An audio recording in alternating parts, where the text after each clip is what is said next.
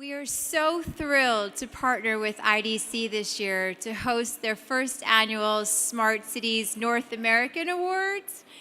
I'm going to bring to the stage Ruthbea, who's the VP of Government Insights and Smart Cities, to announce the program and to announce the winners. Ruthbea? Hello, everybody. Yay! We're going to do a lot of clapping. We got a lot to celebrate today. Basically, I'm only going to take a few minutes just to introduce our awards program that IDC started in North America this year, and then I'm going to go right into introducing our finalists and our award winners.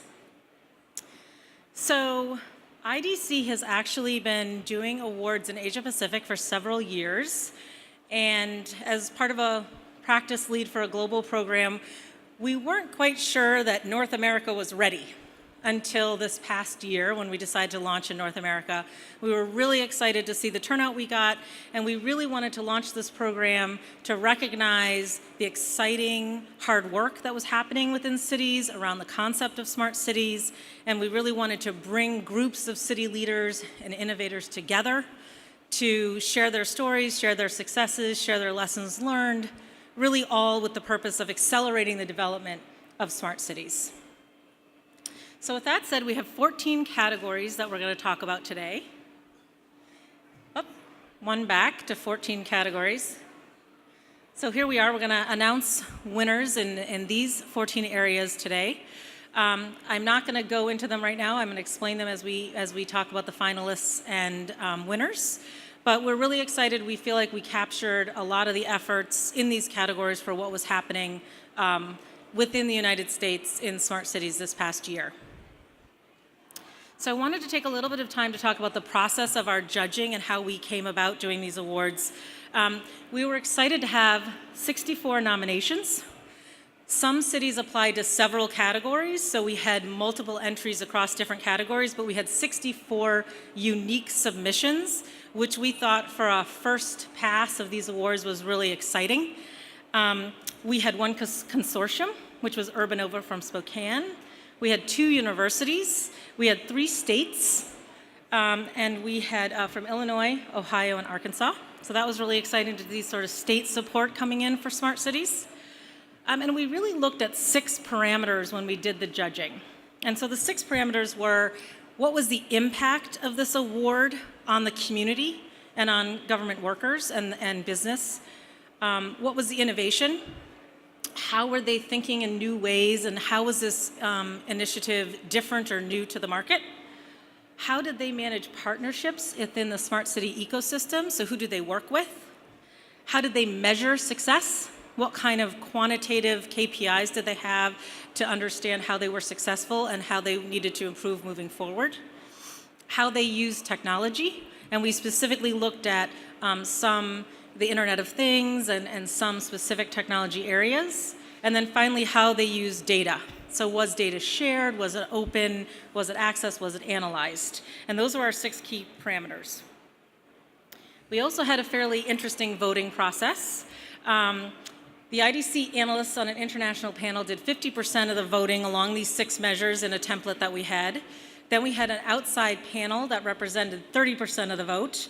Some of our judges wish not to be named, but we have 2 today. One was James Thurston, who was a judge around our digital equity and accessibility from G3 ICT. And we also had Jason Whittet, who was a panelist around sustainable infrastructure, and he judged and he's from a 100 Resilient Cities organization. And we had several professors and other folks that we were really excited to come in and help with the awards process. And then, of course, our really exciting factor was that we had public voting, and that was 20% of the votes, and that was 3,000 public votes. I was hoping for 20,000, but we can only get so far. And we really wanted to make sure that larger cities weren't skewed in that way, but it actually turned out that the small and mid-sized cities had just as many votes as the large cities. All right, so without further ado, we're going to start to announce the winners. So the first category that we have is connected and autonomous vehicles, public transit, and ride sharing and ride hailing. And actually, the winner and recipient isn't here today, but we did want to announce the finalists in this category, which were Ann Arbor, Michigan, Las Vegas, Nevada, and Arlington, Texas. And the winner of this category was Ann Arbor, even though they're not here. Yay. The second award winner was category is transportation infrastructure, and this really looked at traffic management, tolling and congestion charging, smart parking, transit hubs. Again, we don't have this recipient here today. It was but we have 3 finalists: Boston, Massachusetts for Boston's safest driver, Kansas City, Missouri for Smart City Analytics, and Detroit, Michigan for their Smart Intersections program. And unfortunately, Detroit was at the last minute not able to join us, but they were the winner of this category. Okay, so now we have some live recipients coming on. This is great. So the next category is smart buildings. And here we really looked at innovation and impact in the use of technology around building management, energy savings, and smart assets within the building infrastructure. And we had 2 finalists in this category, which was Miami-Dade County in Florida and Dallas, Texas. And the winner of this award was Miami-Dade County.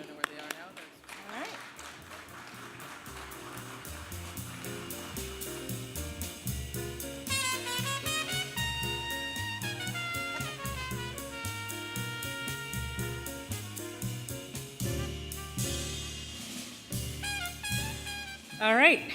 The next category was sustainable infrastructure. And as we all know, with smart cities, sustainability and resilience are really important topics. So this really looked at areas like urban resiliency, environmental monitoring, energy conservation. It included smart lighting, smart trash bins, smart metering, smart grids.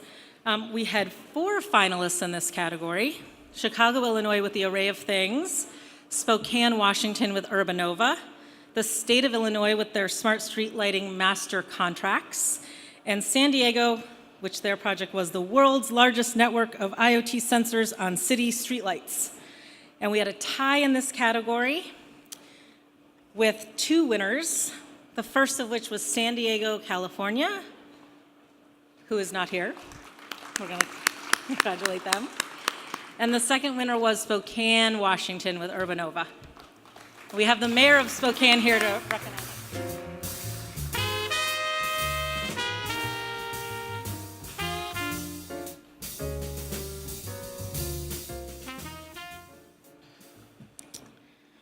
All right, our next category is smart water. As you can imagine, this looks at water quality management, non-revenue water management, sewer and wastewater management, flood management, which is becoming increasingly important in cities. We also had 4 finalists in this category as well, I think indicating the importance of water management today. Miami-Dade, Florida was a finalist again. Virginia Beach, Virginia with the Storm Sense project. Lafayette, Louisiana with the CREATE initiative. And Kansas City, Missouri with the Intelligent Stormwater Management System. And the winner was Virginia Beach, Virginia with the Storm Sense project.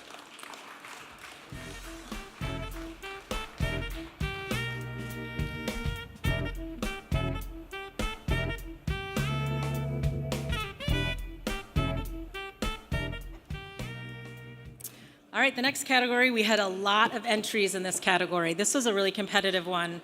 That was civic engagement and community engagement. And so we were really recognizing a way that a city was uniquely engaging with its community. It could be through open data or portals or 311 apps or hackathons or crowdsourcing. So we had 4 finalists in this category as well. Los Angeles, California with the My LA 311 app. Chicago, Illinois with a citizen data science system. Kansas City, Missouri, the world's most connected smart city, was the name of their project. And San Jose, California with My San Jose. And the winner was Kansas City, Missouri.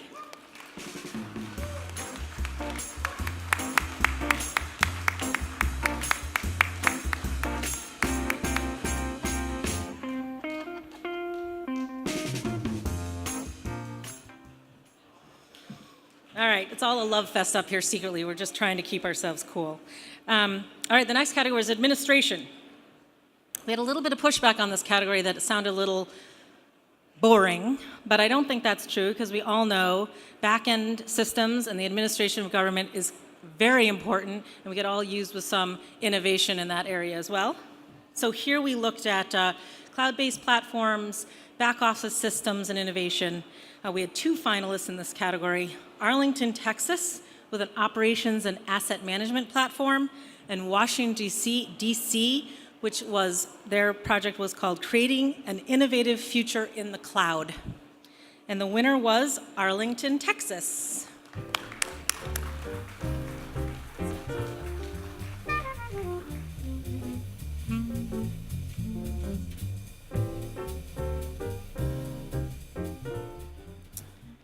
I will say that there's going to be a handout that we have for you as you leave that describes all of these projects and what they were doing. So we didn't have enough time to go through and give the proper explanation of what all these amazing organizations were doing, but we do have a handout that does that, so we suggest that you grab one on your way out. All right, the next category was emergency management. We were really looking at emergency services, early warning systems, next-gen 911, any sort of disaster detection, prevention. And we had 2 finalists in this category, El Paso, Texas, with the El Paso Regional Communications Center, and Arlington, Texas, with the Cooper Street Connected Vehicle Pilot. And the winner was El Paso, Texas.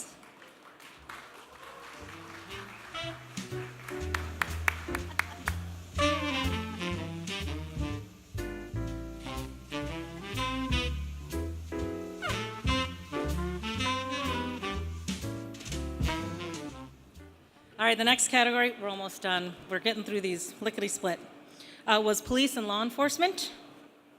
This really looked at smart policing, community safety, video analytics, officer wearables, digital evidence management in the cloud, a host of technologies that we looked at that's happening in policing and law enforcement.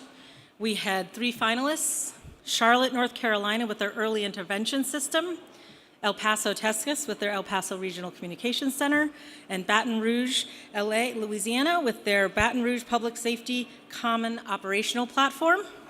And the winner was Baton Rouge.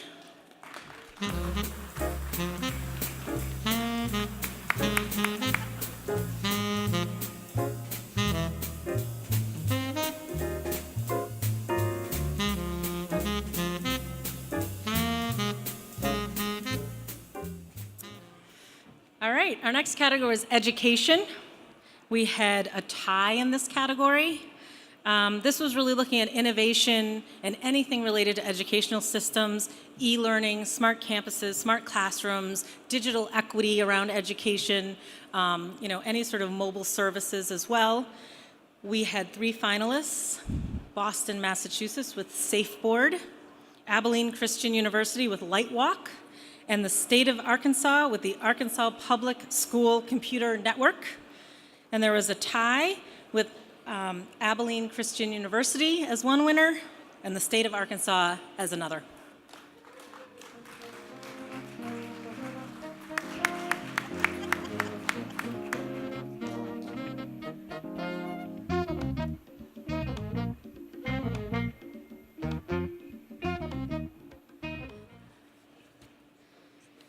And we have a couple more categories, urban land planning and land use. Again, recognizing innovation and impact in areas like urban planning, digital twins, permitting and inspections and zoning, and community resiliency. We had 3 really interesting finalists here as well. Austin, Texas, which had mini vaults at ADA curb ramps. Miami-Dade, Florida, with Miami-Dade Get Smarter with the Internet of Things. And Los Angeles with smart lighting and beyond. And the winner was Austin, Texas.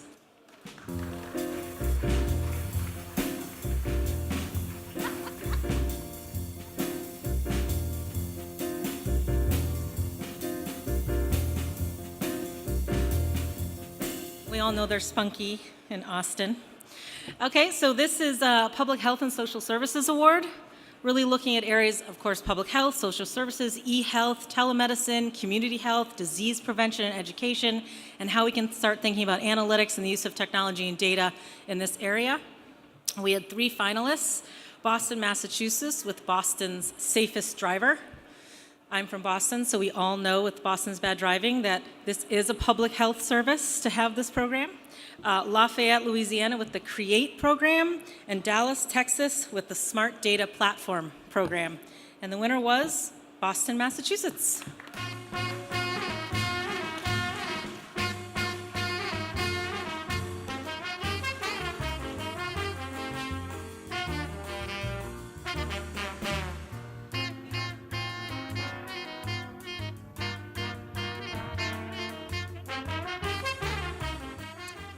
All right, here's another award. This is near and dear to our heart here at IDC, which is Digital Equity and Accessibility, something that we see cities paying more and more attention to, which we think is really important as technology and data become sort of the way we're delivering city services. So we really looked at impact and innovation in the areas of digital equity, accessibility by different people to services, free public Wi-Fi, and ensuring sort of equal access to all government programs. And we had 3 finalists here, Transit Wireless and the Metropolitan Transit Authority of New York with their public transit Wi-Fi program, Tukwila, Washington with their Smart Communities Initiative, and the state of Arkansas with the Public School Computer Network. And the winner was Transit Wireless and the Metropolitan Transit Authority of New York.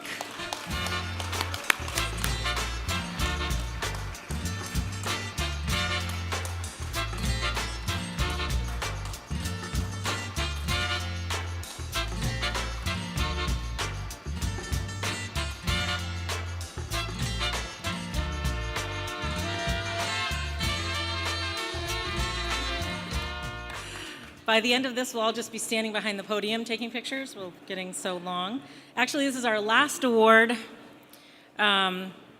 which is Tourism, Arts, Libraries, Culture, and Open Spaces. This is also a really competitive category. We really want to recognize the innovation in areas like smart street kiosks for community engagement, interactive experiences, intelligent event management, how people were creatively using open spaces and libraries, and promoting tourism and arts and culture through the use of technology. We had 3 finalists, Little Rock, Arkansas with the River Lights in the Rock program, Lafayette, Louisiana with Create, and Las Vegas, Nevada with their Innovation District. And the winner was Little Rock, Arkansas. And we have the mayor of Little Rock accepting the award.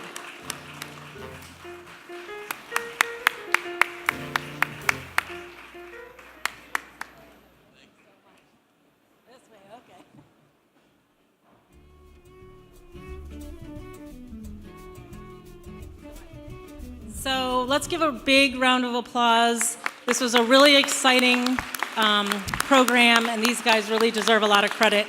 It's exciting to see what's happening in cities in North America. Thank you so much. Congratulations.